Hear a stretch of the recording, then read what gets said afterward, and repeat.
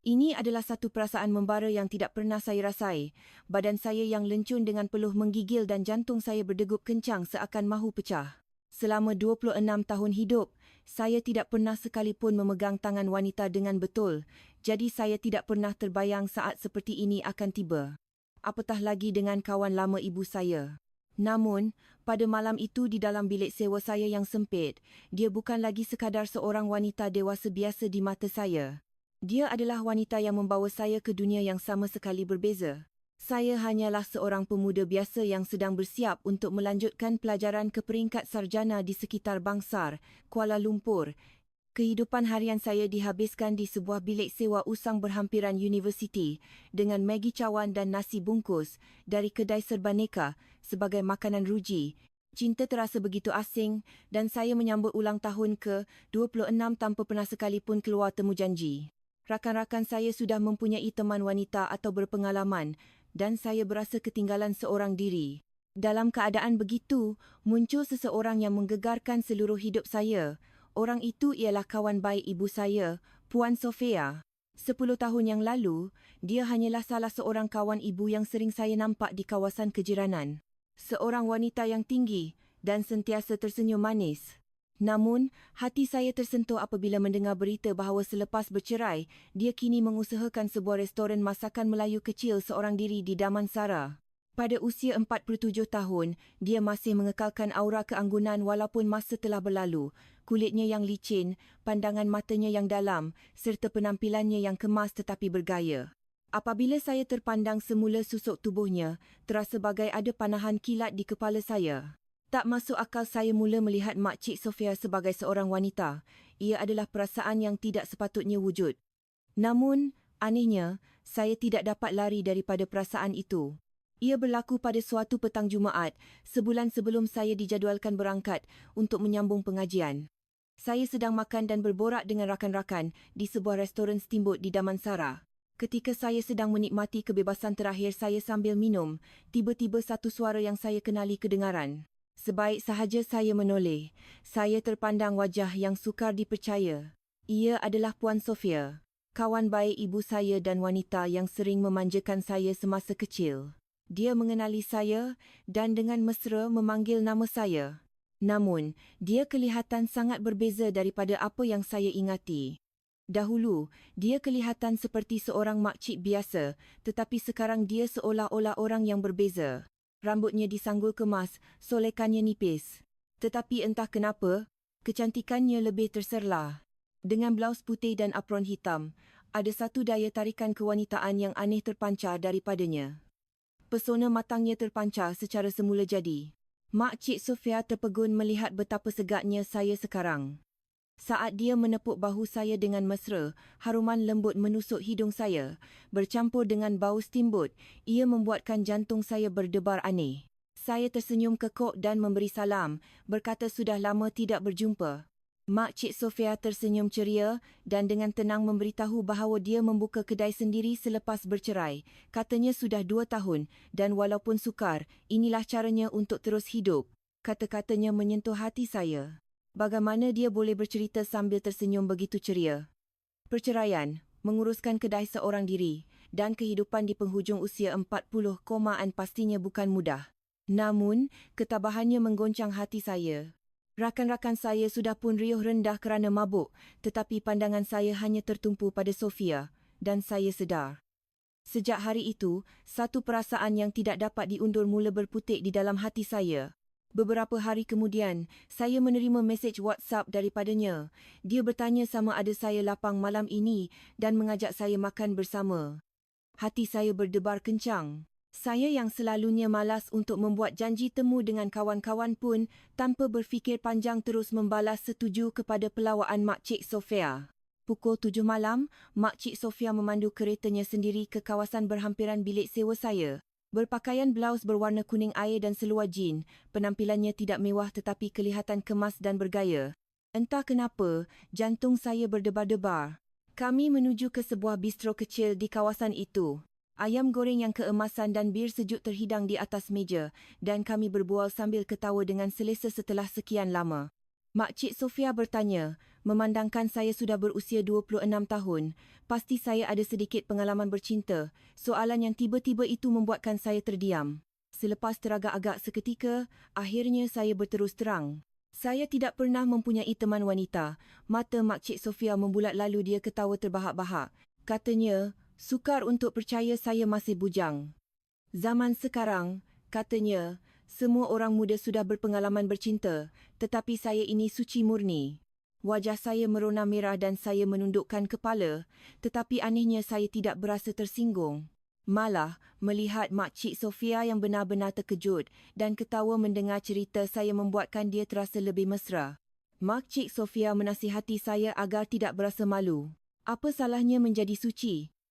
Malah, katanya, saya ini seperti harta karun yang jarang ditemui di dunia sekarang. Hati saya tersentuh melihat Makcik Sofia melagakan gelas birnya dengan gelas saya sambil tersenyum. Pada saat itu, saya sedar. Di hadapan Sofia, saya boleh meluahkan isi hati saya yang selama ini sukar saya ceritakan kepada sesiapa pun. Selepas minum, dalam perjalanan pulang, hati saya berdebar-debar sehingga tidak boleh tidur. Wajah Sofia yang ketawa kerana mabuk dan tawanya yang berderai selepas mendengar pengakuan saya terus bermain di fikiran. Keesokan paginya, ada mesej daripada nombor yang tidak dikenali di telefon bimbit saya. Mesej itu bertanya sama ada saya sudah sampai di rumah dengan selamat dan adakah kepala saya sakit. Ia daripada Makcik Sofia. Tiba-tiba, senyuman terukir di bibir saya. Bukan ibu, bukan kawan, tetapi entah kenapa hati saya terasa hangat dan teruja. Sejak hari itu kami mula kerap berhubung. Makcik Sofia akan mengadu restorannya terlalu ramai pelanggan dan bertanya khabar, manakala saya akan bercerita tentang kehidupan di universiti. Bermula dengan sapaan ringan, perbualan kami menjadi semakin panjang. Beberapa hari kemudian, Makcik Sofia yang terlebih dahulu membuat cadangan, dia mengajak saya makan bersama jika ada masa pada hujung minggu, katanya sudah lama ingin berjumpa. Kata-kata itu membuatkan jantung saya gugur. Makan berdua dengan kawan ibu? Terasa aneh. Tetapi tanpa sempat saya teragak-agak, mulut saya sudah pun menjawab setuju. Pada malam hujung minggu itu, Makcik Sofia menutup restorannya dan membawa saya ke sebuah kedai makan berdekatan. Ia sebuah kedai nasi campur biasa, tetapi entah kenapa pada hari itu suasananya terasa berbeza. Sambil makan, saya secara semula jadi meluahkan kebimbangan saya dan Makcik Sofia mendengar seperti seorang kawan lama. Apabila saya berkata saya takut untuk menyambung pelajaran, Makcik Sofia menenangkan saya, katanya tidak apa-apa, ia akan berlalu dengan cepat. Apabila saya mengeluh kerana tidak mempunyai teman wanita, dia memberi semangat, mengatakan saya masih muda dan akan ada banyak peluang di masa hadapan. Setiap kata-katanya terasa seperti pujukan yang tulus. Sejak hari itu, saya sedar. Dia bukan lagi sekadar kawan ibu, tetapi telah menjadi seseorang yang istimewa di dalam hati saya.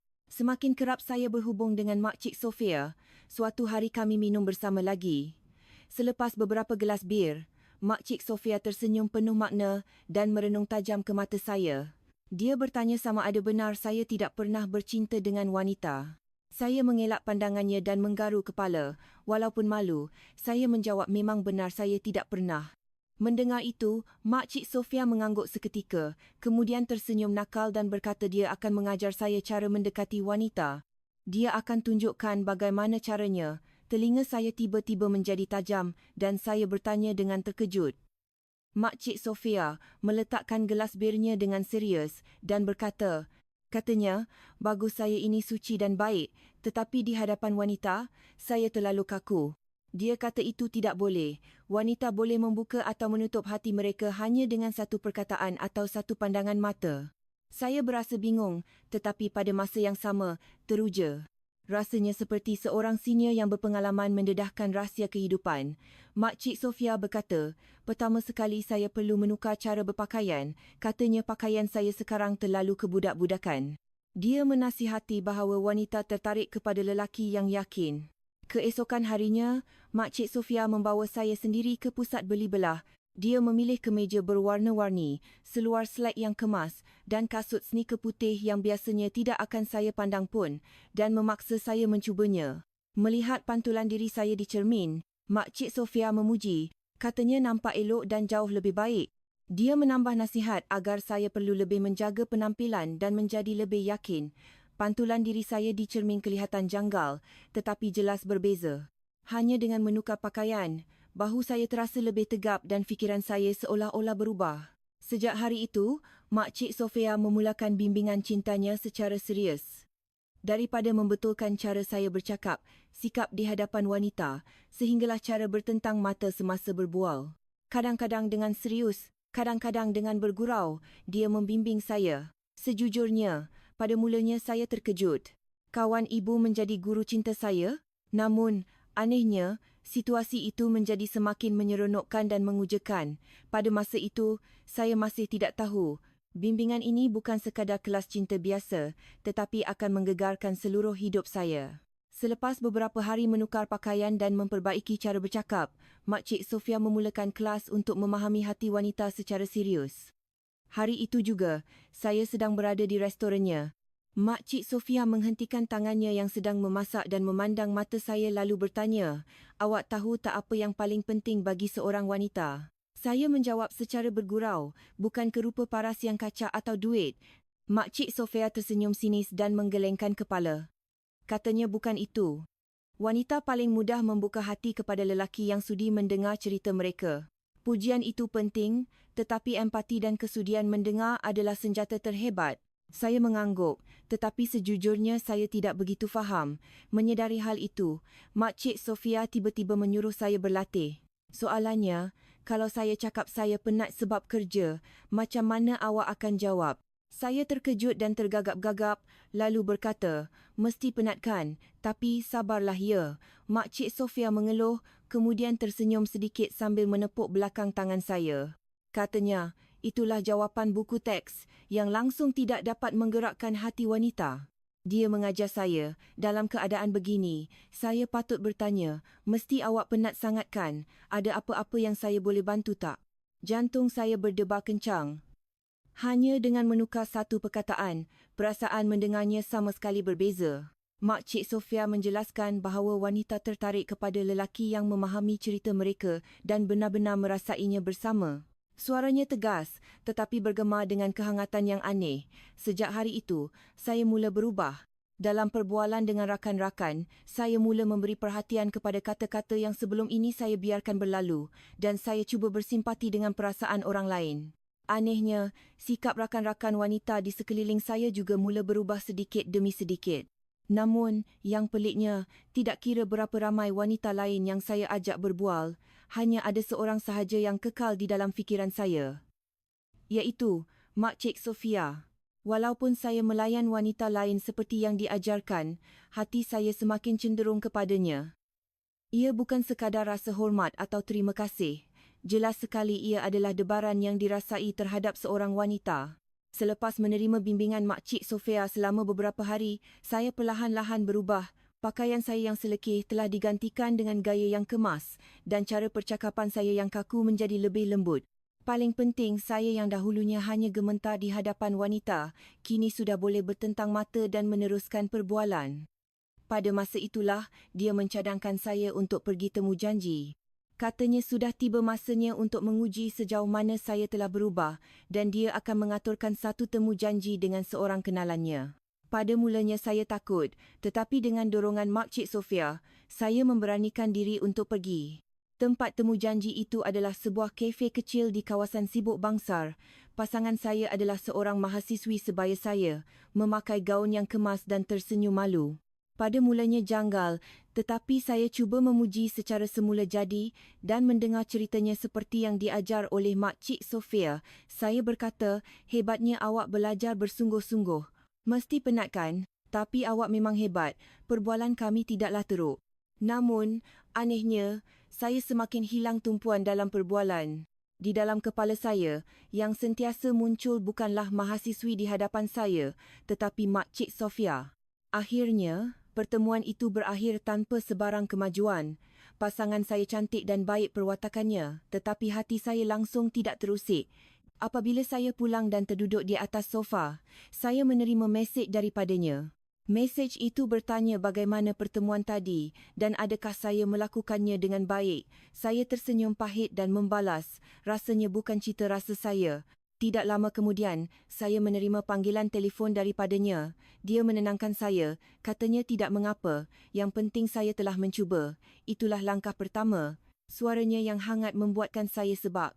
Makcik Sofia memujuk saya walaupun saya gagal, dan anehnya, semakin dia berbuat begitu, saya semakin bergantung kepadanya, dan pada saat itu, saya sedar, tidak kira berapa ramai wanita lain yang saya cuba temui, hati saya sudah pun berakar umbi pada Makcik Sofia.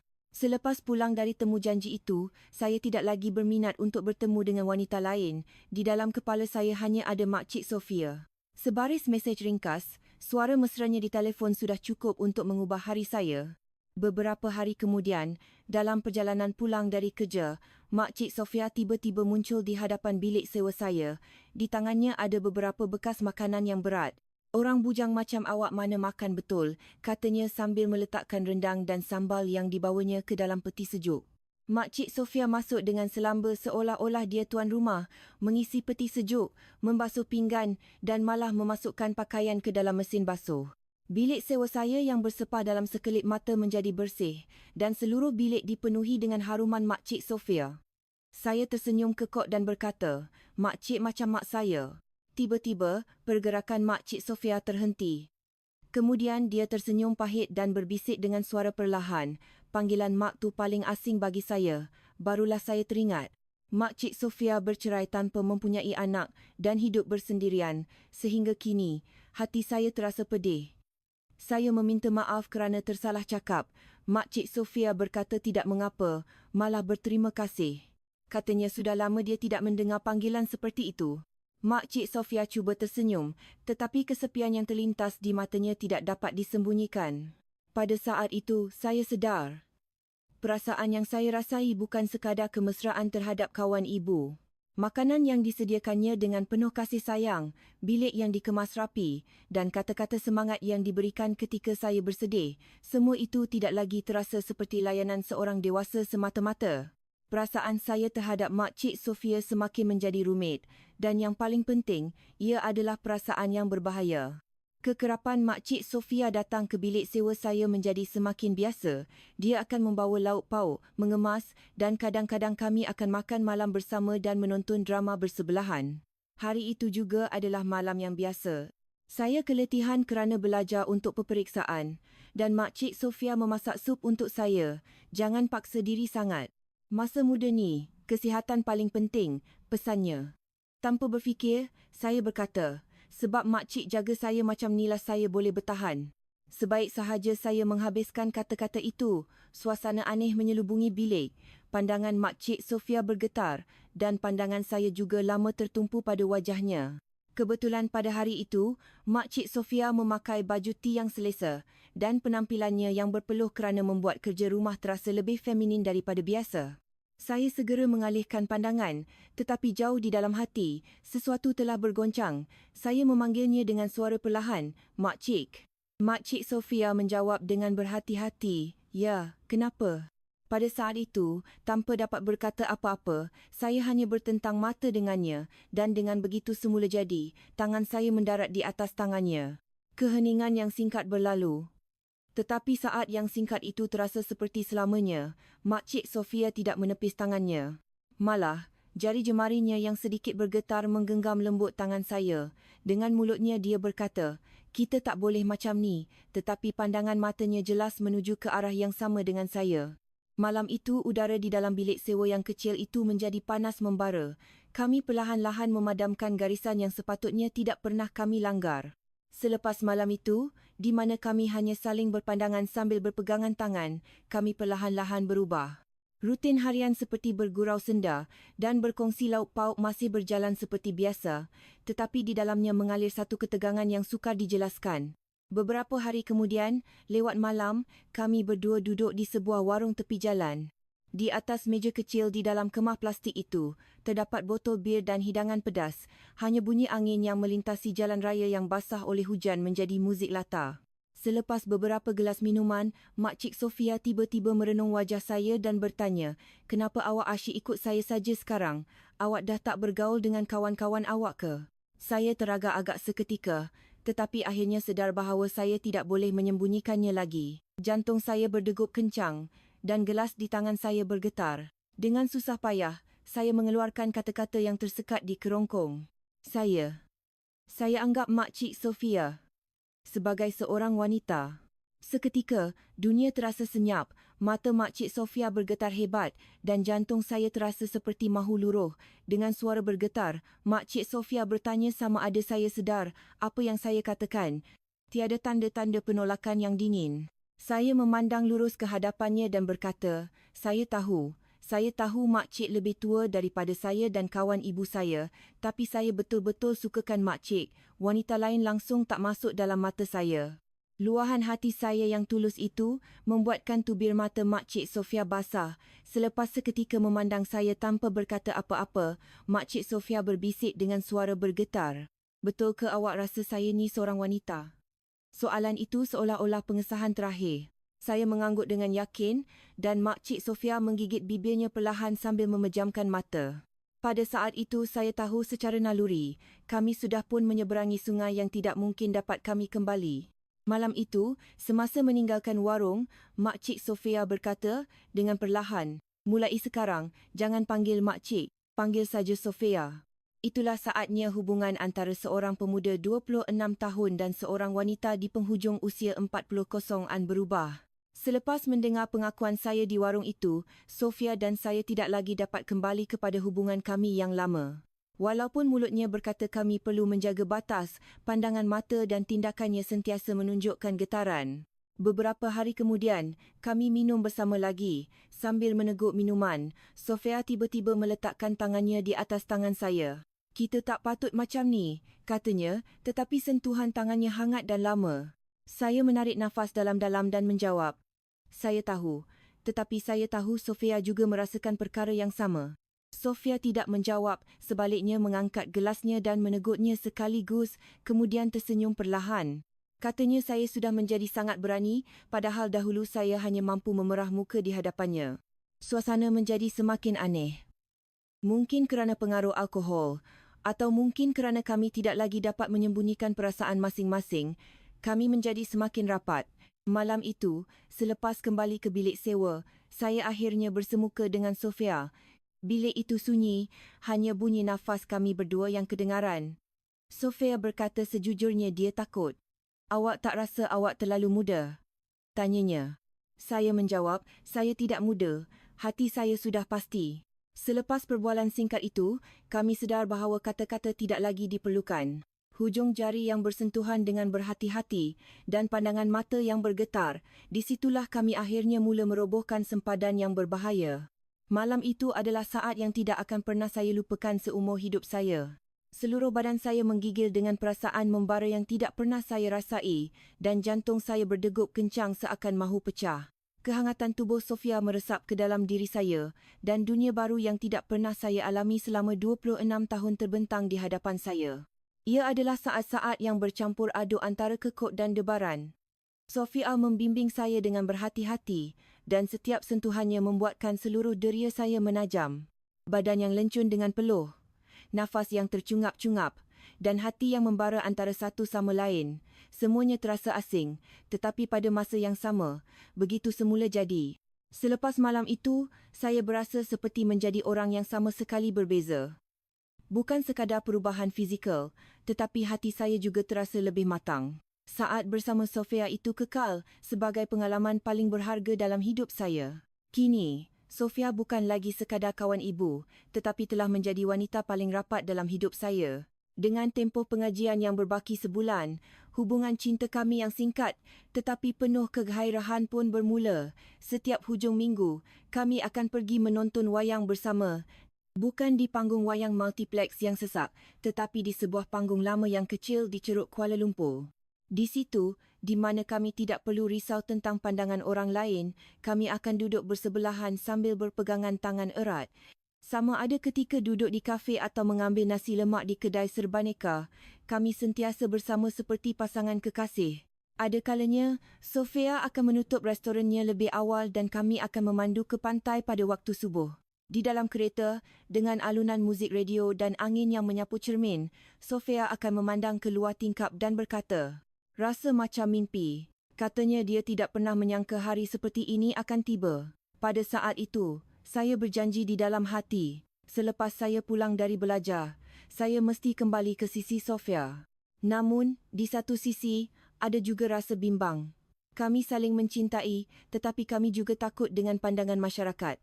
Semakin dekat tarikh saya akan berangkat, semakin berharga masa kami bersama. Hampir setiap malam kami akan menghabiskan masa bersama di bilik sewa Sofia atau bilik sewa saya, merasai kehangatan masing-masing untuk meredakan kesedihan perpisahan. Pada malam terakhir, Sofia berbaring di sisi saya dan menangis teresak-esak. Jaga diri dan pastikan awak balik, pesannya. Saya memeluk Sofia erat dan berjanji, saya pasti akan kembali dengan selamat. Merasai kehangatan tubuh Sofia, saya akhirnya berasa seperti seorang lelaki dewasa yang sejati. Walaupun selepas saya berangkat, kami secara rahsia bertukar-tukar mesej dan panggilan telefon, dan setiap kali cuti semester, kami akan meneruskan pertemuan kami yang penuh kerinduan. Pandangan orang dan prasangka dunia tidak lagi penting.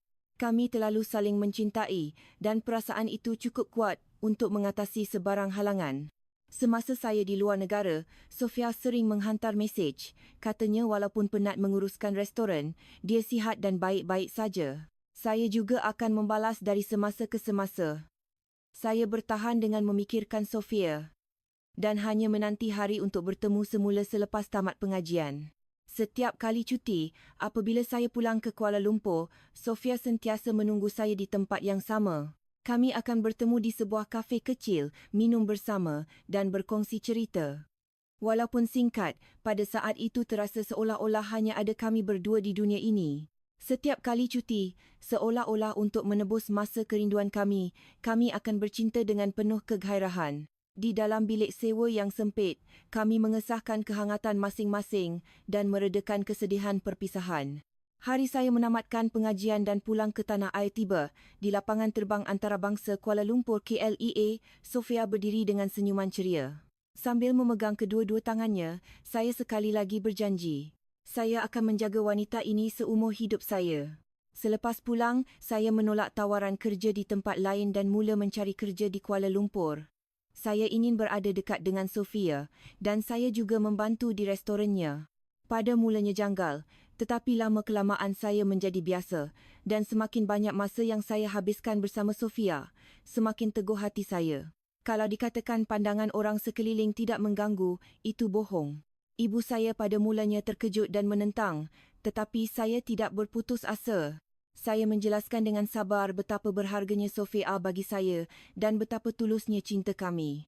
Lama-kelamaan, ibu saya mula membuka hatinya sedikit demi sedikit kerana dia tahu betapa susahnya Sofia hidup seorang diri dan betapa hangat dan baiknya Sofia. Begitulah setahun berlalu. Saya mendapat pekerjaan di sebuah syarikat kecil di Kuala Lumpur dan restoran Sofia semakin maju berkat promosi dari mulut ke mulut. Kami mula merancang masa depan bersama. Walaupun ada perbezaan usia, walaupun ada prasangka dunia, kami saling mencintai dan itu sudah cukup. Apabila saya mengimbas kembali, saya boleh katakan dengan yakin bahawa pilihan saya pada masa itu adalah keputusan terbaik dalam hidup saya. Saya belajar bahawa dalam cinta, usia dan status tidak penting. Yang paling penting adalah jujur dengan perasaan yang tulus. Adakah anda sedang mempunyai seseorang yang menggetarkan hati anda? Adakah anda teragak-agak kerana perbezaan usia atau keadaan yang rumit? Beranikan diri anda. Tiada apa yang lebih indah daripada meluahkan perasaan yang tulus. Saya harap anda membuat pilihan yang tidak akan anda kesali. Masa berlalu dan kini saya berusia 29 tahun, manakala Sofia sudah pun mencecah 50 tahun. Kami masih bersama-sama menguruskan restoran dan menjalani kehidupan yang sederhana tetapi bahagia. Setiap pagi kami akan ke pasar bersama-sama dan pada waktu petang kami akan berjalan-jalan di taman untuk mengakhiri hari. Kadang-kadang kami akan ketawa sambil mengimbas kembali kenangan lama. Malam di mana seorang pemuda mentah berusia 26 tahun meluahkan perasaan kepada seorang wanita berusia 40 komaan. Saat-saat di mana saya meluahkan isi hati dengan suara bergetar di warung itu. Dan malam pertama yang membara di mana kami benar-benar merasai satu sama lain. Kalau difikirkan sekarang, saya rasa saya sangat berani. Semakin berusia, saya semakin sedar betapa berharganya bertemu dengan seseorang yang boleh berkongsi hati dengan tulus. Masa yang saya habiskan bersama Sofia adalah saat-saat paling bersinar dalam hidup saya. Di masa hadapan, kami akan menua bersama, saling bergantung dan hidup bersama. Anda juga, luahkanlah perasaan anda kepada orang yang anda cintai dengan tulus. Hanya mereka yang berani akan mendapat cinta sejati. Jangan teragak-agak, luahkan perasaan anda sekarang juga. Saya akan sangat gembira jika cerita saya hari ini dapat membuatkan hati anda berdebar walau sedikit.